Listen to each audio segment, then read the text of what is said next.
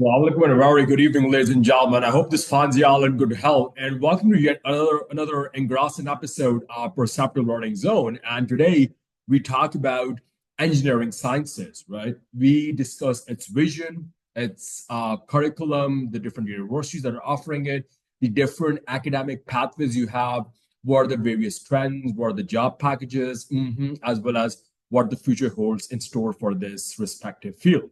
So we start, my dear students, with a definition of engineering sciences. Engineering sciences is a multidisciplinary field that basically integrates principles from mathematics, physics, computing, as well as core engineering disciplines. Engineering sciences, you could say plausibly, that it serves as a bridge, between theoretical knowledge as well as practical applications. And this fundamentally enables the development of innovative solutions to complex problems.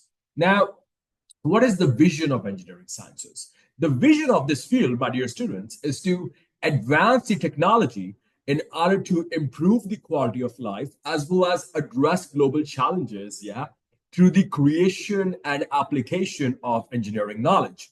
Now, this field, it embraces innovation to tackle pressing issues like climate change, energy shortages, and technological advancements, hence making it very indispensable, the need of the hour in today's world. So, first of all, you would ask that Hamza, what is the undergraduate curriculum as far as engineering sciences is concerned?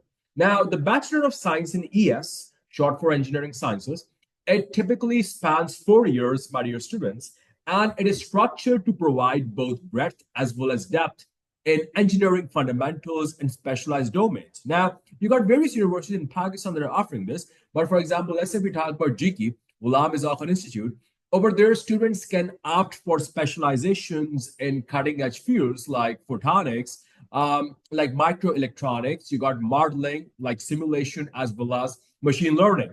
Now, if I talk specifically about the photonics and microelectronics track, it basically delves into the principles of lasers, electro optics, semiconductors, and superconducting devices. In the process, what it does is that it prepares graduates for roles in high tech manufacturing, telecommunication, as well as research. Now, if we shed emphasis on the modeling, simulation, and machine learning track, so it is basically we are observing it to focus on advanced computational techniques, artificial intelligence applications, as well as data driven decision making. And the implication is that it is going to enable graduates, hopefully, to solve real world problems using modern tools. Now, electives, my dear students, you have to understand they play a very important role in shaping a pupil's expertise and career trajectory. So you even have universities across Pakistan, such as NUST, as well as UET, the University of Engineering Technology, which are offering electives in areas such as renewable energy systems, nanotechnology, robotics and automation, as well as data science. For example, just to illustrate, my dear viewers, that a student who is interested in sustainability might choose electives in renewable energy, exploring topics like solar panel optimization and wind turbine design, while another person who is, let's say, passionate about innovation could actually end up focusing on robotics and automation in order to develop autonomous systems for industrial use. Then next up, people say, Hamza, could you enlighten us a bit about postgraduate curriculum for engineering sciences? Then, of course, be my pleasure. That's why I'm here, right? So, a master's degree in engineering sciences, my dear students, it provides us an opportunity to deepen our knowledge, to specialize further. Now, you got programs in institutions like NUST, National University of Science and Technology, PAOS, Boston Institute of Engineering and Applied Sciences, as well as GK, that are designed per se to foster research excellence and practical expertise. Yeah. So the curriculum, it often includes advanced engineering mathematics. It encompasses research methodologies and their various specialized courses that are tailored to the student's chosen field, right? For instance, Students who are focusing on artificial intelligence, well, they may end up taking advanced courses in deep learning and neural networks. While those who are specializing in, let's say, renewable energy, they might study smart grid technology. They might study energy storage systems. So postgraduate programs, basically, as many of you would be aware, and those of you who don't, you would now be aware that they culminate in a thesis or a comprehensive project, which basically enables the person to contribute original insights and innovations to their field. And it's very important that we improve ourselves when it comes to research and development as well as innovation. If you look right now, hardly 0.5% of the country's GDP is being allocated towards R&D, right? So it's very important that we pick up a baton in this field. Now, next up, how do I seek guidance on choosing the right university? Now, when you select a university, you have to consider factors like the quality of faculty. Don't just go for ranking, right? There are a lot of other factors that you have to sort of incorporate into consideration, such as the quality of faculty, look at the research opportunities, look at their graduate success rates, look at their alumni placements, look at industry connections, as well as, obviously, very importantly, the campus facilities, right? So, in addition to GT, you have institutions like NUST, UT Lahore, and PIAS, which are well known for their engineering programs. If you talk about NUST, for example, it is known for its state-of-the-art labs, for its strong focus on research, while UT Lahore, on the other hand, it boasts a rich history and impressive track record of producing skilled engineers. And PIAS, with its, I would say, with its emphasis on applied sciences, it is particularly strong in nuclear as well as energy engineering. And then you have internationally recognized institutions like MIT, Stanford, as well as ETH Zurich, which are sort of leading right now in engineering education. They're offering unparalleled research opportunities as well as substantial unmitigated exposure to global trends. So choosing the right university, I would say it depends on aligning personal interests as well as career aspirations with the institute's strengths and resources.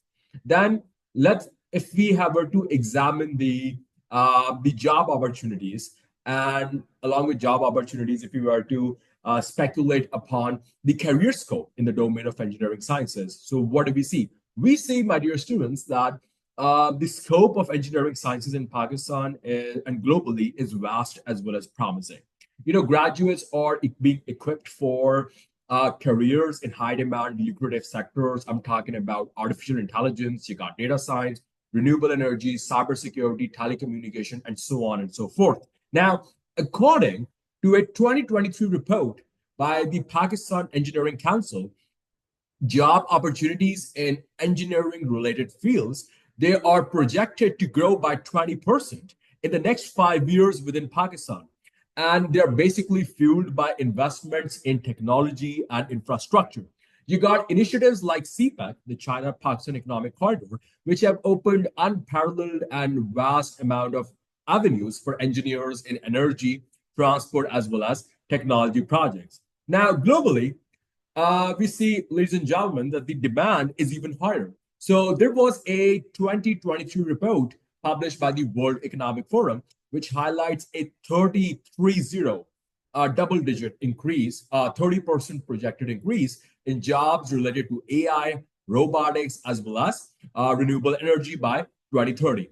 For instance, renewable energy engineers, they are particularly sought after in countries like Germany, UAE, as well as the United States. So, I would say that the International Renewable Energy Agency, it predicts that global renewable energy jobs will grow from 12.7 million in 2022 to over 38 million by 2030. Similarly, the global artificial intelligence market, that was basically valued at 142 billion US dollars in 2022. It is expected to exceed or surpass 500 billion US dollars by 2030, hence creating abundant opportunities for skilled engineers in AI and machine learning, which are obviously specialized domains of engineering sciences. So in Pakistan, industries like telecommunication, for instance, PTCL and JAS, then you got the energy sector, I'm talking K Electric, Vapda, Fuji Fertilizer, You got IT, the likes of NetSol, TechLogic, Systems Limited. They are actively recruiting engineer graduates, and roles are very versatile in these fields, right? They are ranging from software development to data analytics and project management. You get me? So globally, we have giants like Google, Tesla, as well as Siemens, which are offering lucrative career opportunities for graduates with expertise in photonics, microelectronics, as well as data science. Now, what are the global trends and future prospects? So, to keep it simple, engineering sciences, my dear viewers, it is at the forefront of global technological evolution. Now, artificial intelligence and machine learning, they are revolutionizing industries, and therefore they are enabling, what shall I say, predictive analytics as well as automation in healthcare, finance, and logistics, right? So, renewable energy technologies, as I've said before, they are critical as nations sort of aim to reduce their carbon footprint as well as transition successfully to sustainable energy sources. Now, nanotechnology is driving breakthroughs in medicine, material science, as well as electronics, while cybersecurity it remains a top priority in an increasingly digitalized world. So, future trends, if we talk about them, future trends they also include quantum computing, which promises exponential increases in computational power, and smart manufacturing, where IoT, the Internet of Things enabled systems, they are going to substantially optimize our production processes. So, as the world becomes more interconnected, engineers equipped with knowledge of these cutting edge technologies, they will shape the future of industries. So, and then finally, we look at some, inspirational real life examples just to motivate those of you who are interested in excelling in this field. So we'll start off with some local examples, right? We have Dr. Umar Saif. He's a Pakistani computer scientist and entrepreneur. And after his completing his education at MIT in the States, he basically returned to Pakistan to contribute to the nation's technological landscape. Dr. Saif now was instrumental in establishing Plan 9. This is Pakistan's largest startup incubator that is fostering innovation and entrepreneurship, and his journey underscores the impact that skilled engineers have on technological advancement and economic growth, both locally as well as globally. Another inspiring example that comes in my mind is that of Dr. Naveed Sherwani, a Pakistani American engineer and entrepreneur who played a very pivotal role in developing Intel's microprocessors. So, his expertise in semiconductor technology has significantly influenced global computing power as well as efficiency. And then we have another example, Aisha Nasser, who is actually a GK alumnus. She is making, ripples, waves in renewable energy. So after specializing in solar energy systems, she joined a leading renewable energy company in Pakistan, where she spearheads projects to provide clean energy solutions to rural areas. And her work has, significantly improved the quality of life for thousands of people, while at the same time in parallel advancing Pakistan's renewable energy goals. And then there's another noteworthy story as far as local chapters are concerned, and that is of Mr. Ali Khan, a NAST graduate who leveraged his expertise in artificial intelligence to create a startup that is focusing on predictive analytics for agriculture. His solutions have helped farmers optimize crop yields as well as reduce water usage, hence showcasing the tangible benefits of engineering knowledge in solving real world problems. Then, if you look at a few foreign success stories, I think it's fitting to talk about Elon Musk once again. So, Elon Musk, ladies and gentlemen, as many of you would know, is a South African born engineer, entrepreneur, and innovator who also happens to be one of the most influential figures in modern engineering sciences. Now, with a foundation in physics and economics from the University of Pennsylvania and a brief stint at Stanford University, Musk has revolutionized multiple industries. SpaceX, under his leadership, it developed the reusable Falcon 9 and Falcon Heavy rockets, which significantly reduced our space travel costs and achieved 31 successful launches in the year 2021 alone, in and of itself. Now, Elon Musk's work with Tesla Inc. has positioned it as the world's most valuable car company with a market capitalization that is north of $800 billion by 2023. And its Model 3 became the best-selling electric car globally. So Tesla Energy's, contributions to renewable energy like the Powerwall, I'm talking about solar roofing solutions, they further exemplify his impact. Musk's ventures, they have created over 110,000 jobs globally, encompassing aerospace, software development, renewable energy, as well as data science, therefore effectively showcasing the transformative potential of combining engineering expertise with entrepreneurial vision. Then let's talk about one last success story. I think I've bored you all already. So let's talk about Gitanjali Rao, an American inventor and scientist who has demonstrated to the world how engineering sciences can address critical societal issues. So at just 15 years old, she gained global recognition as Time Magazine's first Kid of the Year in 2020. Her notable inventions include Tethys, Tethys, that is a device basically that, my dear students, utilizes carbon nanotube sensors for fast and accurate lead contamination detection in water. And then there is Kindly, Kindly, Kindly. Now, this is an AI powered app that detects and prevents cyberbullying through natural language processing. So in 2023, the Tethys device was adopted by municipal water authorities in the US, hence benefiting millions of people with cleaner water. Rao's achievements have inspired a significant 15% increase in high school enrollments in the STEM focused engineering programs in the US by the year 2023. Hence, this proves her valuable role as a catalyst for encouraging humanitarian engineering among young innovators. So, in conclusion, it is fair to say, my dear ladies and gentlemen, that engineering sciences is a field that empowers individuals to innovate, to solve complex problems, to contribute to societal progress. And with its multidisciplinary approach, with its diverse specializations, with its strong global relevance, this field equips graduates to address challenges and drive innovation.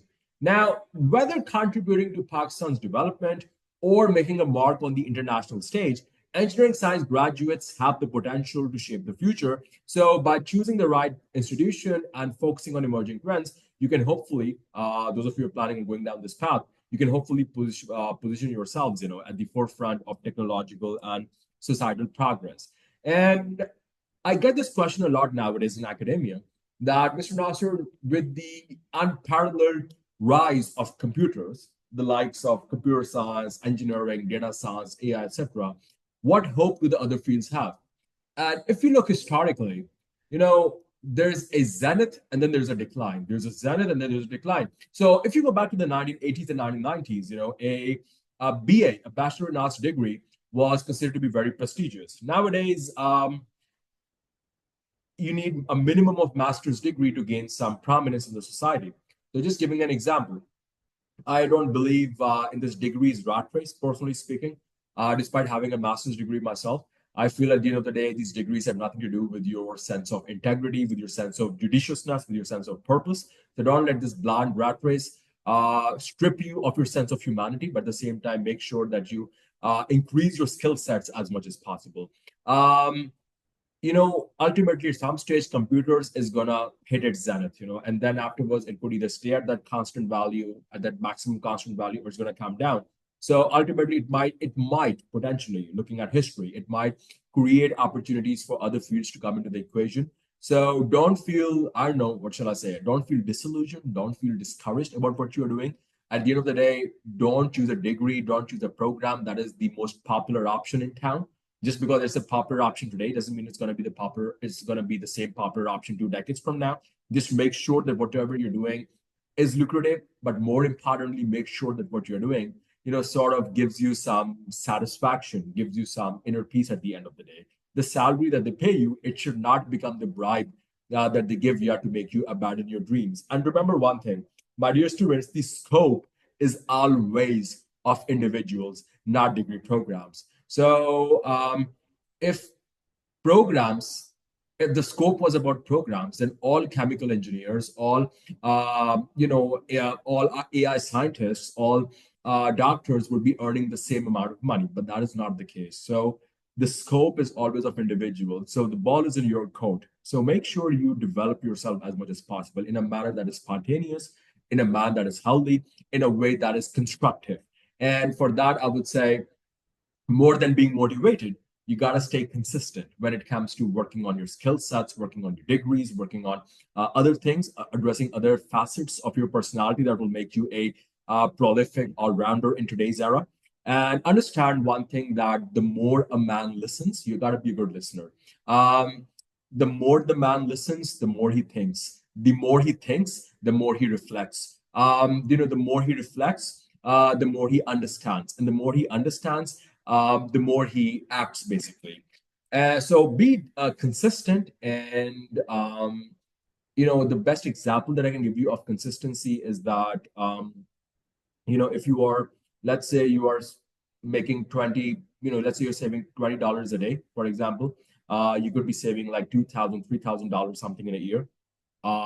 If you're reading 20 pages per day, then you're essentially reading 30 books in 12 months. And similarly, if you walk 10,000 steps daily, then that means by the end of the year, you're going to have completed 70 marathons. So consistency, folks, is a great thing. So there's that saying of Ralph Waldo Emerson that, if you can't, if you can't clean the whole kitchen, just wash some dishes. If you can't take a shower, at least wash your face. So small victories, they pave way for big victories in life. One person always beats 0%. So keep yourself motivated, keep yourself consistent, make sure you listen, make sure you grow, make sure you seek the help of mentors. You're most welcome to reach out to me in the comment section in case you have any queries. And feel free to like, share, and subscribe if you feel like it. And we'll be back with more quality content that effectively concludes engineering sciences for now. Thank you very much and stay blessed. Assalamu alaikum.